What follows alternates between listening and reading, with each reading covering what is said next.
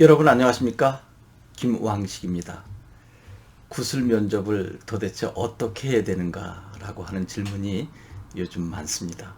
그래서 다음 시간에는 실제로 학부형과 통한 내용을 여러분들께 공개하려고 합니다.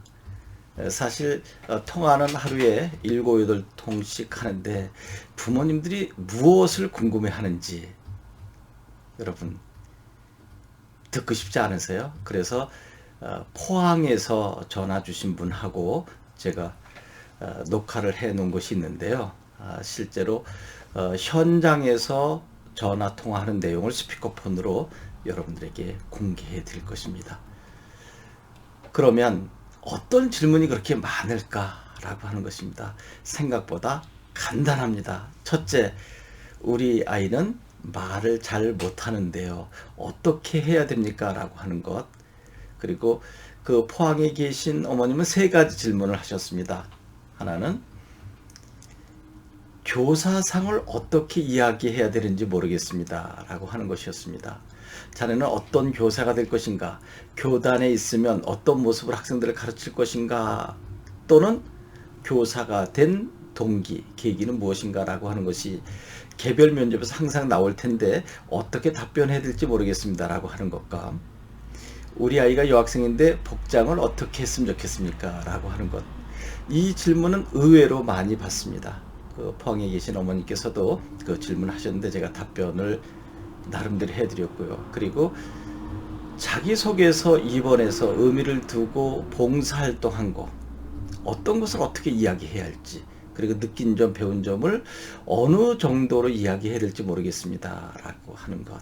그러니까 세 가지 질문을 했는데 실제로 생생하게 통하는 내용을 여러분들께 이제 보여드릴 것이고요. 제일 문제가 그거더라고요. 선생님께서 5단 구성법을 계속 말씀해 주시는데 언제 5단 구성법을 사용해야 될지 모르겠습니다. yes, no로 답변해야 할 것도 있고 또 생각보다 간결하게 답변해야 할 것이 있는데 그때마다 5단 구성을 해야 되느냐? 그렇지 않죠.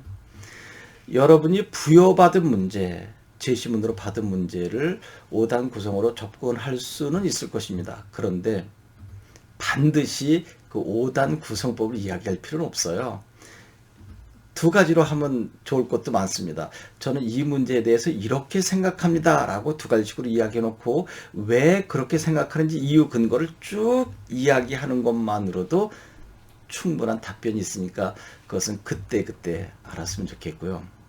그리고 제가 한 2개월 전인가요? 이거 촬영하는 과정 속에서 합격 비법이라고 하는 말을 한번 써드린 적이 있어요. 그것은 면접 끝나고 난 다음 나갈 때에 들어올 때와 똑같이 예의를 갖춰라. 그러면서 내가 앉아 있었던 의자를 살짝 제 자리 잡아놓고 만약에 책상과 의자가 붙어 있다면 뭐 어쩔 수 없죠. 그래도 살짝 옮기는 듯한, 바로 잡는 듯한 액션을 취하고 살짝 목례하고 나가라. 근데 과연 그 상황에서 그런 인사가 가능할까요? 라고 하는 질문도 한 2통 정도 있었습니다. 얼마든지 가능하죠. 그래서 저는 이 인터넷 강의를 여러분들에게 제공해 드리면서 야, 이거 실제로 만나서 여러분과 하는 거와 인터넷으로 제공해 드리는 것이 이렇게 차이가 있는가? 라는 생각이 들기도 했습니다. 제 생각에는 이 인터넷 강의로도 얼마든지 가능하다고 생각했거든요. 그런데 이미 다 제출됐지만 자기소개서도 제가 여러분들에게 제공해 드린 2권의 책 가지고는 아무리 읽어도 잘 안 됩니다. 그래서 전화 통화로 저하고 이야기를 해서 이제 통화하니까 좀 되는 것 같은데요. 그리고 이제 급한 분들은 이제 저와 만나서 공부한 사람도 있고요. 그래서 구술 면접도 통화를 해서 제가 도와드리는 분이 있고, 그리고 그냥 극구 저희 연구소에 오셔서 좀 도움을 받겠다라고 하시는 분들이 또 예약을 하셔서 오시는 경우도 있는데, 이 방송으로 그렇게 안 될까요? 저는 이게 사실 유료 인강이었던 것을 저 도서부역지, 그리고 좀 죄송하지만 소외받은 계층이라고 하는 말이 좀 어울리지 않나요? 좀 열악한 환경에 계신 또 부모, 자녀 이렇게 도움을 줄까 해서 이것을 제공했는데도 잘 안 되나 봐요. 그래서 제가 여기서 이야기한 것들을 한번 꼼꼼하게 잘 보고 한번 흉내를 내보면 안 될까요? 이제 첫째, 들어올 때 정중하게 인사하는 것. 안녕하십니까? 라고 하지 말고 목례만 정중하게 해서 참 예의 바르구나. 어떻게 저렇게 가정교육을 잘 받았나 라고 할 정도로 진중한 태도로 보이는 것이 매우 중요하다. 그리고 너무 많이 웃어도 안 되고 지나치게 진지한 모습을 지니다가 또 화난 것 같은 표정이 질 수도 있기 때문에 살짝 미소를 짓고, 그리고 중간중간에 답변하는 과정 속에서는 너무 유창하게 이야기하지 말아라 하는 것입니다. 그러면 학원 다녔나? 암기했나? 이런 생각이 들기 때문에 좀 생각하는 듯한 표정을 지으면서 진실하게 말씀을 드리고, 그리고 마지막 한마디는 여러분 꼭 히든카드로 준비해 가셔야 돼요. 그리고 마지막 질문을 하면 답변할 것을 가지고 왔는데 물어보지 않으신다. 그러면 상황을 잘 보고 교수님 제가 마지막으로 한 말씀 드리고 싶은데 해도 되겠습니까? 라고 살짝 미소 주면서 이야기하면 한번 해봐 라고 할 수도 있고요. 됐습니다. 이상 나가십시오 라고 하는 경우도 있거든요. 이제 후자 같은 경우는 억울하잖아요. 준비해 간 것을 발표도 못하고 그냥 나오게 되면, 그러면 교수님께서 마지막 질문을 안 할 것 같다는 느낌이 이렇게 감지가 되면 중간에 답변하는 과정 속에서 여러분 준비한 것을 연결시켜서 슬쩍 이야기하는 것도 좋지 않을까 하는 생각이 드는데 그것도 쉽지 않은 것 같아요. 너무 제가 여기서 이야기하는 게 추상적인 것 같아요. 그래서 저하고 직접 만나서 공부하는 학생들은 그것을 이제 여러 번 연습을 하기도 합니다. 어느 타임에 이 이야기를 해야 할 것인가, 그리고 마지막으로 하고 싶은 이야기를 해라 라고 했을 때 어떤 태도를 갖추고 해야 하는지 이런 것도 몇 번 연습을 해보기도 하고요. 그리고 이제 제가 늘 강조하는 것은 스토리텔링이죠.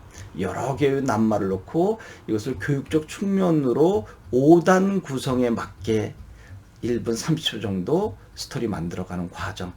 저는 이것을 한 200개 정도씩 연습하라고 합니다. 이것을 한 4,500개 정도 하고 나면 달인처럼 잘하더라고요. 그런데 하루에 2-3개도 하기 힘든 학생이 있는데, 그래서 저는 아예 그것을 준비해서 저에게 녹음해서 제 카톡으로 보내달라고 요청하기도 합니다. 그렇게 어려운가요, 여러분? 다음 시간에 이제 제가 부모와 직접 소통한 내용들 스피커폰으로 생생하게 들려드릴 거니까 기대하셔도 좋을 것 같습니다. 그리고 그 어머님과 통화한 내용을 듣고 또 다른 어머님이나 학생들이 저도 한번 참여해보고 싶다 그러면 실제로 저하고 약속이 되면 이제 촬영할 때 제가 전화기를 켜놓을 것입니다. 그리고 생생하게 스피커폰으로 통화하는 내용을 공개할 것입니다. 그러나 그 지역은 이야기해도 학교나 이름은 밝히지 않으려고 합니다. 그것은 프라이버시에 관계된 것이니까요. 이제 그 아이가 합격이 된다면 뭐 얼마든지 가능하죠. 요즘에 교대생 유튜버들도 많이 나오고 하니까요. 그래서 지금 이제 방송 연습하는 것은 춘천교대라든지요, 또 교원대, 이화여대 등 이제 일반 대학은 고려대, 이제 그런 경우는 업로드 시키는 경우도 있고, 또 교원대 같은 경우는 실제 수업장 안에 이렇게 영상으로 교수님과 마주보고 할 수 있는 장소도 있기 때문에 방송 연습도 많이 해야 되지 않을까요? 그래서 저처럼 이렇게 잘 촬영실에 갖춰져 있는 곳도 있지만 없으면 휴대폰으로 해도 됩니다.